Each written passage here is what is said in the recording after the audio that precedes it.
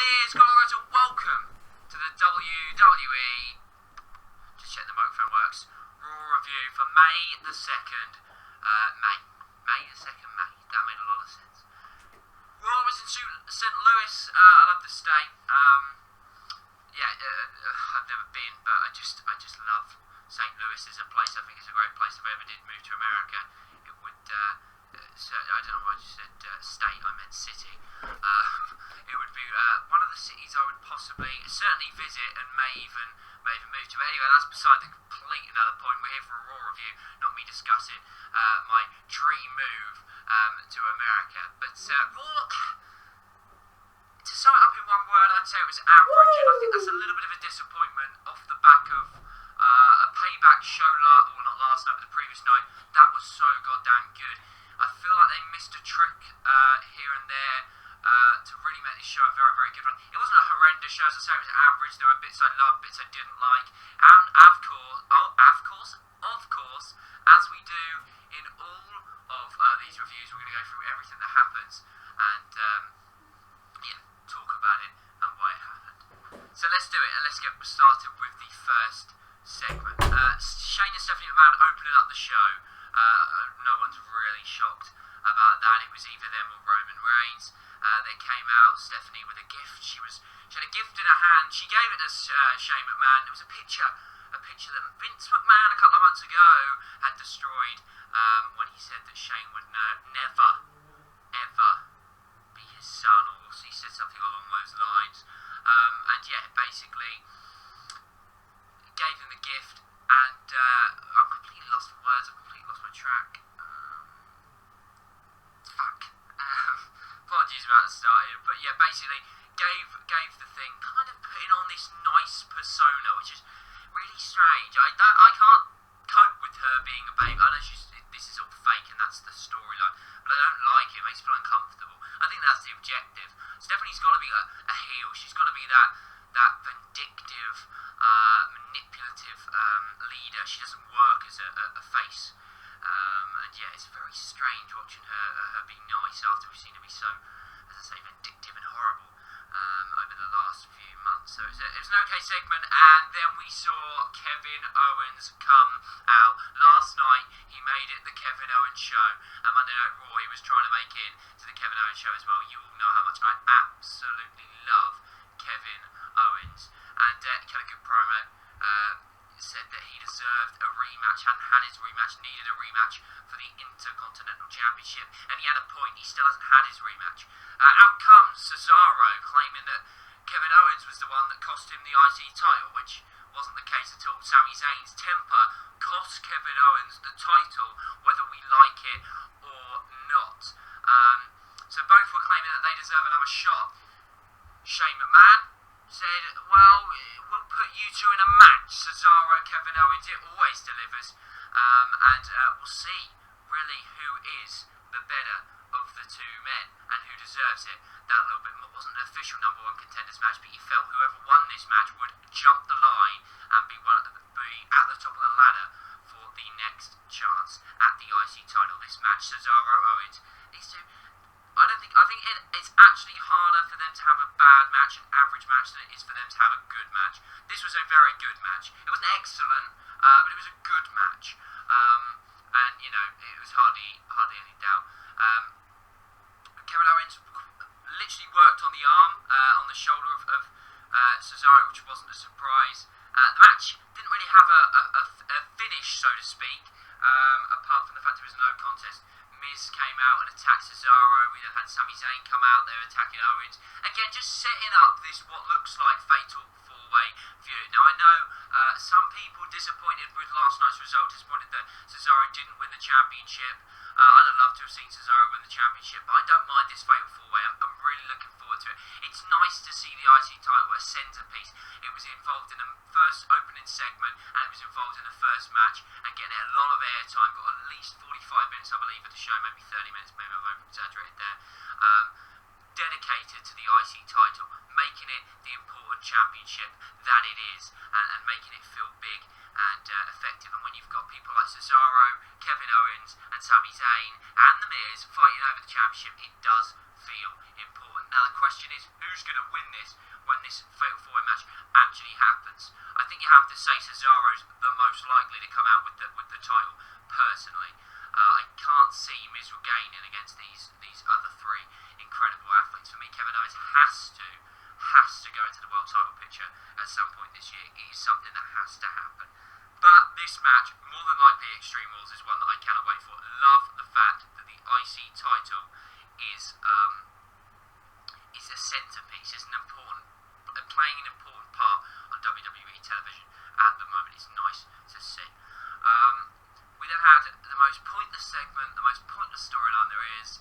Goldust and Fandango versus R-Truth and Tyler Bate. I don't even want to talk about this. I don't care about it. It needs to stop. It needs to end. If if Goldust and R-Truth are getting together, get over it, and be a tag team, for fuck's sake. I don't want to keep seeing these stupid segments that mean nothing and that are just not important in the slightest. It's boring, it's pathetic, it's a waste of talent. I understand that obviously Fandango's not doing a lot and probably won't do a lot.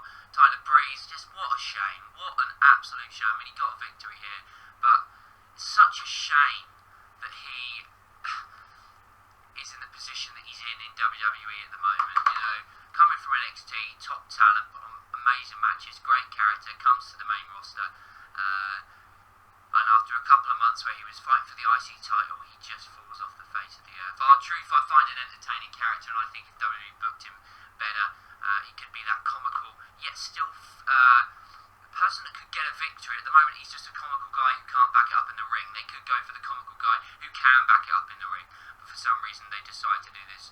And I'm just bored of it, and I do feel sorry for Goldust. It kind of feels like why are they not putting Stardust and Goldust back together? They've got nothing planned for either of them. They may as well just put them back together. For me personally, I just think it was ridiculous. That whole segment, I don't really want to talk about it. We then saw the New Day come out, cut a promo. They didn't seem, I don't know if it's just me and the fact that I was, not necessarily paying as much attention as I usually am. I think I was reading something online. They just didn't seem their usual self, the New Day, in this promo. Big E slipped up a little bit. They were still funny, they were still entertaining, but they just weren't their usual really funny selves. I don't know, perhaps that was just me. I wouldn't draw into that too much. I don't think the New Day's act is diminishing and they're getting boring. I don't think that. I just think maybe it was just an off day for them. But even an off day for them, they still cut a great promo. We then saw the Vaudevillains come out, cut another decent promo, saying why they are now the WWE World Tag Team Champions, the number one contenders, after Enzo and Cass had to obviously basically forfeit the match. As we've got Vaudevillains New Day at Extreme Rules, which I think was the plan anyway, personally. I personally think that was the case. But will the Vaudevillains and New Day win the title? Now, it's too early for me to say as of yet. Personally, I feel like New Day are going to keep hold of it. But it depends how we see this story develop. And obviously, I will be a bit more confident when we come to Extreme Rules as to who I think will be victorious. The Dudley Boys came out and basically said that they believe that the Tag Team Championships tournament needs to be restarted. Of course, New Day, the beaten, knocked out by Enzo Amore and Colin Cassidy in the semi-finals of the tournament. Therefore, technically, you could say if they had forfeit, then maybe Dudley Boys get a bye. I don't know. But this was always going to lead to to an 8-man tag match. The question was, who was going to be that 8th man? Out comes Big Colin Cassidy. Big Cass coming out, cut a little good promo. I guarantee him and Enzo were working on that all night. A couple of great lines in there, and he set up an 8-man tag match, which was much of the muchness of an 8-man tag. It was entertaining, but for me personally, it went just a little bit too long. Big Cass and New Day defeating the Vaudevillains and Dudley Boys. Interested to see where this goes, whether the Dudley Boys aren't actually going to get their chance, whether we'll see Dudleys versus Vaudevillains for the number one contendership, but that'd be heel versus heels. It probably doesn't make sense. Maybe this was just something to pass the time on Raw, I don't know, but the match did personally go on for a little bit too long for me personally, but it was still an entertaining match. Just could have been 5 minutes, maybe 4 minutes, a little bit quicker, and 2 segments to deal with it. And what annoys me is this match got a lot of time and it didn't necessarily need to, and Emma and Becky Lynch a little bit later could have done with the 5 minutes from this match for their match. You have to, or even if you keep this match as it is and you just completely wipe out the Gold Dust and R-Truth segment and give that to the Divas, I just think it makes for a better show. We've got a 3-hour show, yet still women aren't getting the amount of time. But anyway, we'll get to that a little bit later on. But it was a good match. New Day and Big Cass getting the win. Big Cass getting the pinfall. And yeah, I'm sure whenever Enzo and Big Cass do return together, they will be straight into the Tag Team Championship picture. Becky Lynch versus Emma, let's move on to it. We were talking about it. This match could have been match of the night. I honestly do think that them two could actually rival Cesaro and Kevin Owens for match of the night. However, they just didn't get the time. It wasn't a bad match, it was a good match. They needed 5 more minutes just as you feel like they're getting into their rhythm. The match stops. Now the feud is continuing. Finally, it looks like we might be getting a second feud other than in the women's champions, in the women's division. We get the championship feud and then this feud as well, which I like. I want to see Sasha Banks. What I want to see Sasha Banks be doing, obviously, because it looks like Becky Lynch and Emma are a feud. Now I want to see Sasha Banks completely and utterly obliterate the roster. I want to see her in glorified squash matches from now until Extreme Rules, and maybe even longer. She can do it for 3, 4, 5 weeks. She can beat people like Summer Rae. She can beat, I don't know, Cameron. I'm trying to think of other divas, women that she could beat. Brie Bella's not there anymore, but there's enough talent, there's enough divas, and Alicia Fox, Tamina. She can go through all of them, building up momentum until she has a feud with whoever, because I feel like she needs to be used. She's too good of a talent not to be used, and why not have a Sasha Banks winning run, Becky Lynch versus Emma feud, and a main event feud in the women's division, Charlotte versus Natalya. Personally, for me, that is more than sufficient. We're getting the Sasha Banks bit, we're getting the Becky Lynch and Emma, which would look like this should, personally, for me, be a pay-per-view. Could have been a payback, to be honest with you. The way it ended, though, Emma getting the victory using an eye gouge, an eye jab, whatever you want to call it. So she obviously cheated. Looks like this feud is rightfully going to be continuing another match. Hopefully they get a little bit more time. We can even see it on SmackDown, and it will be a great match, don't get me wrong, and it's nice to see all the more women being used than just the ones in the world title picture. And if they book this feud correctly, it will more than likely be a better and more entertaining feud than the one that is at the top of the Divas women's division. Fuck's sake, at the moment I just keep calling them Divas, which is absolutely terrible. But yeah, as I say, it's just disappointing when we see stupid segments with Gold Dust and R-Truth and Fandango and Tyler Breeze, and this match then gets less time because we had them stupid segments. It just pisses me off a little bit. We then had the Ambrose Asylum with special guest Stephanie McMahon. This showed that she wasn't going to be Mr. Nice Person all the time. Dean Ambrose kind of just sort of teased her, wound her up, and she snapped and said, you know what, Dean, Ambrose Asylum is cancelled, the highlight reel's back. Out comes Chris Jericho. They start fighting, they start having a little bit of a brawl, and then Mitch the Plant gets picked up by Chris Jericho and he smashes it around the head of Dean Ambrose. So this feud is going to be continuing into Extreme Rules, where I expect some sort of street fight or something. Hopefully Ambrose can get a second win. Then Chris Jericho completely utterly snapped and face whoever. What was I going to say about this? It says here on Bleacher Report, where I just go through to make sure that I know, what segment was in what order. It saves me write things down, and he's got a good point. Why are they feuding? There's no. Right, so basically I really need a new laptop. I flicked off by accident the charger and the whole thing shut down because at the moment my battery's messed up. So if you take the charger out, the computer basically powers off.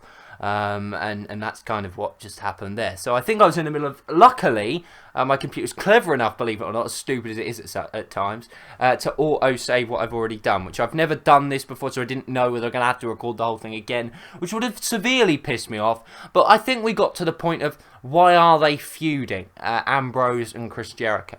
And it said here about the talk show, and I think I mentioned that on the preview, about the talk show thing and that element, which is kind of just a little bit naff.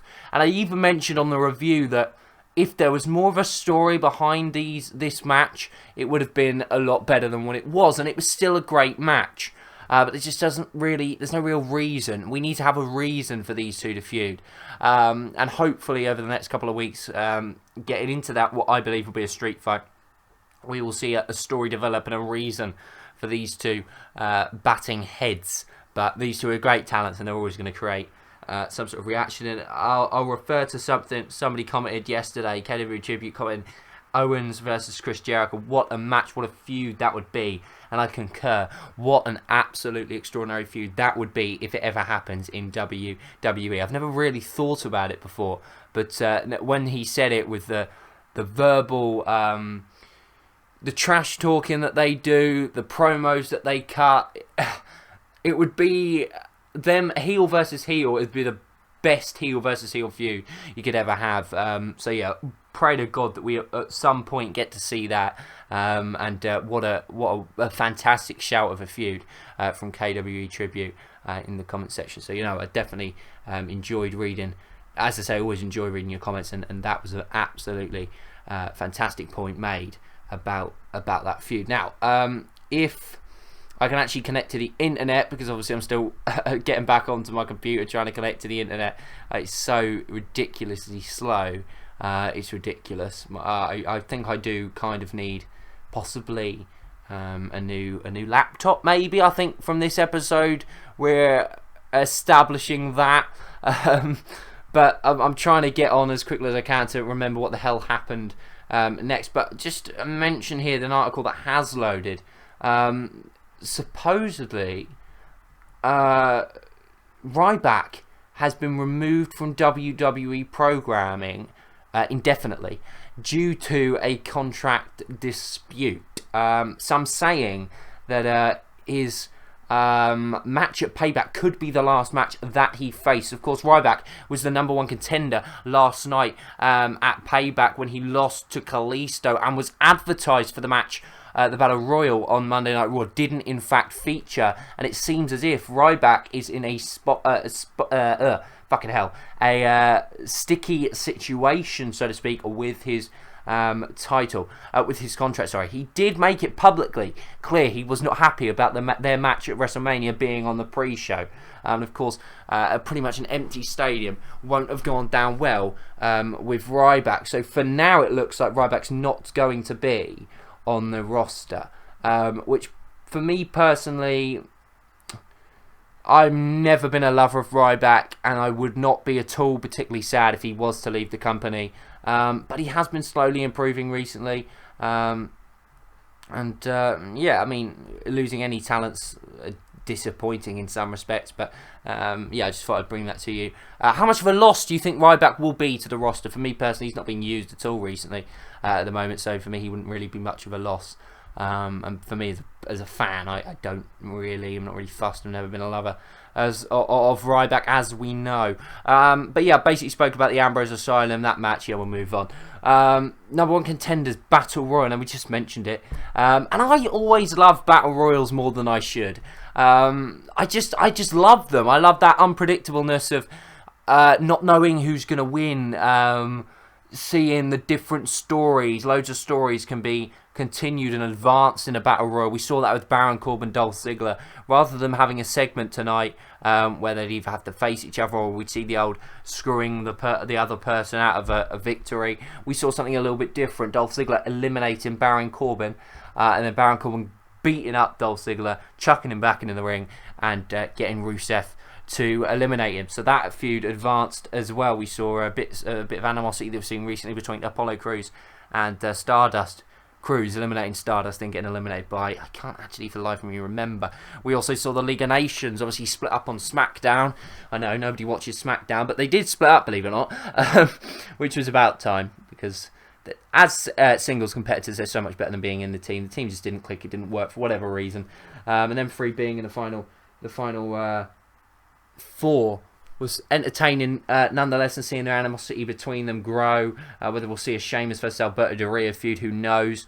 But the person I really wanted to win going into the match was Rusev, and he did. I was absolutely thrilled. WWE teased, as they always do with Zack Ryder, that once again that unthinkable story could happen, and it didn't.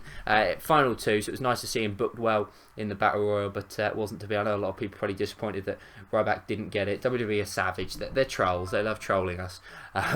But I was really happy with Rusev winning. I want to see him back to that dominant guy that he was pre-WrestleMania 31. And yeah, I want to see him take the title off of Kalisto, and then hopefully when Cena returns, he doesn't go back for the United States Championship, because I don't want him to beat Rusev again, for fuck's sake. I love Rusev. Everything about him screams big star, screams big talent. I think Rusev is great, and I was very, very happy that he won the Battle Royal that I enjoyed more than I probably should have done. We then saw Charlotte and Natalya continue their feud, and I can't get into this. I just can't. I'm not a lover of Natalya on the mic and her character. I find it, like I mentioned in the review, a bit fake, a little bit, yeah, it's just a bit fake, and I just don't like it. It makes me feel a bit uncomfortable. The way she cuts promos, I just feel that kind of fake bad acting that I get with Dana Brooke type thing. Fuck, she actually has got a similar gear attire to Dana Brooke.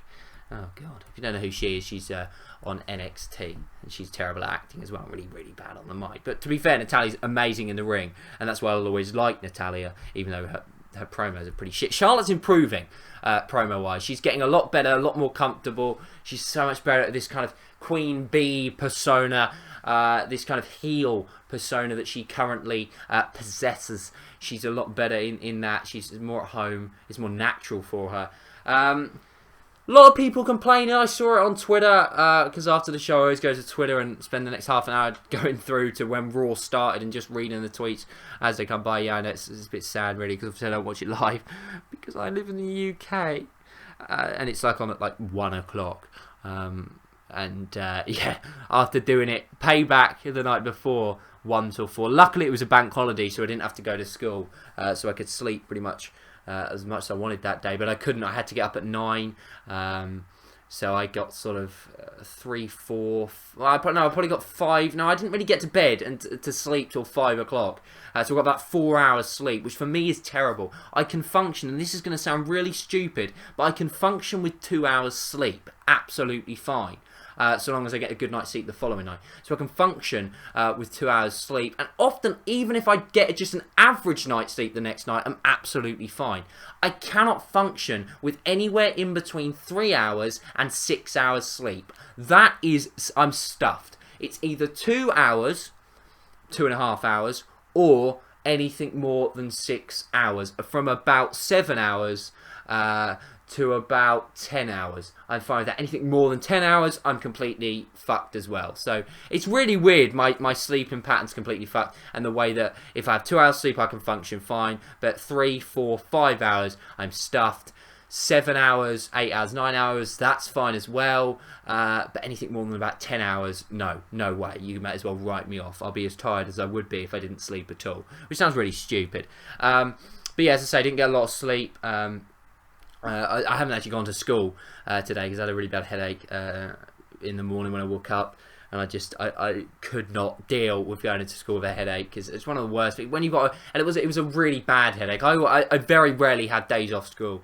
I don't feel ill, and I slept till 1, so I got a massively long sleep. So, and the headache's gone now that I've woke up, but having a migraine type thing at school is the worst thing in the world. So I just said, no, I'm not going in today, and I'll go back in tomorrow. But I did get the chance to watch Raw when I got up, and hence why the review show is a little bit better. So if I do sound a little bit under the weather, not that I am, because I don't feel ill, but obviously the headache, then I do apologise. But yeah, I don't really know why I went off on a tangent, but there you go. You know a little bit about my sleeping pattern. Jesus Christ, do I talk some shit on this review? I apologise in advance. But yeah, I don't know really where I got to, but it seems that a lot of people were talking about the fact that Ric Flair's the centre of attention again, which you could argue, yes, he is. The screw job is what it is, you know. As KW Tribute made another good point in his comment, as he always does, makes loads of great points. That it wouldn't stick, and it won't. The Chicago screw job. And yeah, we've got a rematch Extreme Rules, which is not all for. I hope that the feud would be ending at Payback, but unfortunately it's not. We're getting a rematch at Extreme Rules and a submission match, and I'd love to have seen it to be an Extreme Rules match, but it's a submission match, and at the end of the day it makes no difference because their matches always will end in submission, either a sharpshooter or a figure eight, so it really makes no difference. But the big factor, Ric Flair banned from ringside, and I think this is the time for Charlotte to jump out the shadows of Ric Flair and to prove why she is as good on her own as she is with Ric Flair. And she doesn't necessarily need Ric Flair. She will beat Natalya at Extreme Rules, mark my word, and she will march on to either Becky, Emma, Paige, Nikki Bella, or Sasha Banks. In my opinion, there's no one else that she could face. I'm feeling like she might have a few with Nikki Bella. I think Nikki Bella's close to returning. I really, really do. But yeah, interesting to see. And backstage, he was banned from ringside. Ric Flair, Stephanie doing that, and again, it's just really weird her being nice. Really, really strange. But yeah, basically the big point in here as well, Natalya getting Ric Flair in the sharpshooter, which was kind of funny. When Ric Flair was taking off his jacket and his watch, I honest to God thought that he was going to punch Natalya. And I was like, shit, what the fuck? This isn't meant to happen. This is 2016, Rick. What are you doing? But no, he just done the whole, well, he's going to woo in her face. And she basically slapped him around the face and got her in the sharpshooter, which was nice to see. But yeah, moving into the main event, we saw Roman Reigns and the Usos. Again, KW, I think, called them that possibly, I believe it was KW. I've read so much shit at the moment. I don't mean shit as in it was shit, you know what I mean? I've read so much recently that I actually can't remember who said what. But the New Shield, that they could name themselves. He didn't want them to name themselves the New Shield, but WWE might do something stupid.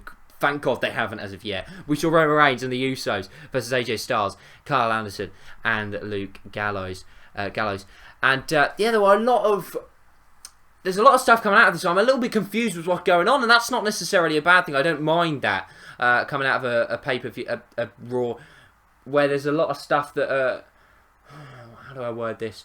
I suppose unanswered questions. I actually think it's kind of a different way to do it. It's rare that WWE do it. It makes me kind of want to see what goes on here at the moment. AJ Styles facing Roman Reigns at Extreme Rules. But the ending was certainly interesting. The match itself was a decent match, as to be expected. AJ Styles, Kyle Anderson, Luke Gallows, thank fuck, getting the victory over Usos and Roman Reigns. I was getting ready for a rage review where I was going to be moaning about how they've ruined Kyle Anderson, Luke Gallows, and AJ Styles by having Roman Reigns and the Usos defeat them. But luckily they didn't. We then saw something very interesting. We saw Luke Gallows and Kyle Anderson attacking Roman Reigns after the match, get in the chair and saying AJ hit him with it. To which AJ Styles refused. Again, teasing that possible breakup between them, the introduction of Finn Balor, etc. I honestly now do think that Extreme Rules, Carl and Luke are going to screw over AJ Styles, and Finn Balor is going to come and make the Bullet Club, or whatever they're going to call it, the Balor Club. Which, if they do that, a lot of people expect to happen at Payback, but now we've got the rematch. I do think that will happen at Extreme Rules, and with the Extreme Rules element, it allows that to be happening. But yeah, Styles refusing to do it. Interesting, you know, the fact that he's reluctant to do it, but then from behind come the Usos in a heel-ish move. There's no other way to describe it, and just literally skim reading over what Bleacher Report have written, and they've actually just said exactly what I said. It's going to make me look like I'm literally copying exactly what they said, but I'm not. I've just read it, and they've said it was kind of a heel thing to do, and it was. The Usos must have been able to see that Styles refused to do it, yet still hit him. I don't know, maybe Roman and the Usos are turning heel. I honestly do not know what's going on, and this is what I mean by unanswered questions. Yeah, I mean, I'm just going to go on Twitter and just see what people are saying about this match. I probably won't be able to load it. Whether anybody else is talking about the unanswered questions from Monday Night Raw as I'm wording it.